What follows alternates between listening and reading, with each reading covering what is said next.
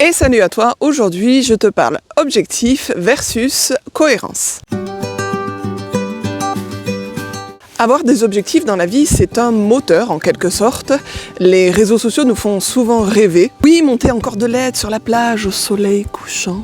Voir sans rien du tout, nu comme un verre. Oui, c'est un exemple parmi des milliers d'autres selon l'activité équestre qui vous attire. Je m'appelle Laure, je suis comportementaliste équin certifiée en RME, réécriture de la mémoire équine. On ne s'en rend pas forcément toujours compte, mais notre activité équestre, nos objectifs équestres et nos attentes peuvent venir très rapidement brouiller notre communication avec notre cheval. Houston, we've got a problem. Parfois, à force de vouloir prouver au monde ou juste à soi-même que l'on est capable d'atteindre un objectif qui, à nos yeux, nous fait rêver, on peut en venir à ne plus être à l'écoute de ce que dit notre cheval, car notre objectif est devenu notre priorité. Et la communication cohérente est noyée sous des tonnes de codes de conditionnement qui nous font perdre de vue l'essentiel et finissent littéralement par manger notre relation avec notre cheval. Ils sont super bons ces petits lus.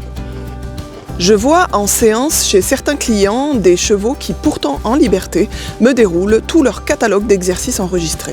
Et d'ailleurs, mes propres juments qui m'ont servi de cas d'école pour ma formation m'ont sorti tout leur catalogue qui, pourtant, n'avait pas été énormément répété. Alors qu'à ces chevaux, je demande tout l'inverse, justement. Je leur demande d'être eux-mêmes, de me montrer ce qui les encombre, de s'exprimer de la façon la plus naturelle qui soit pour eux. Et là, c'est le drame, tout s'accélère. Non, ce n'est pas un drame, mais certains mettent pas mal de temps à trouver la porte de sortie de leur conditionnement pour enfin exprimer qui ils sont. Car on doit retirer les couches d'apprentissage. Lorsqu'ils s'ouvrent, c'est pour moi un grand plaisir de les voir, enfin. Oui, c'est un peu comme un oignon, on doit enlever les couches, les pelures pour aller toucher le cœur.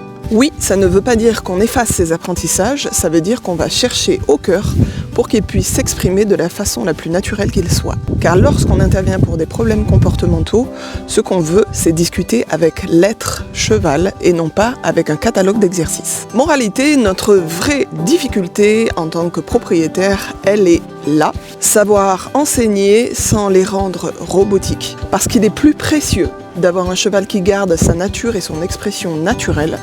Oui, parce que sinon, autant acheter une mobilette.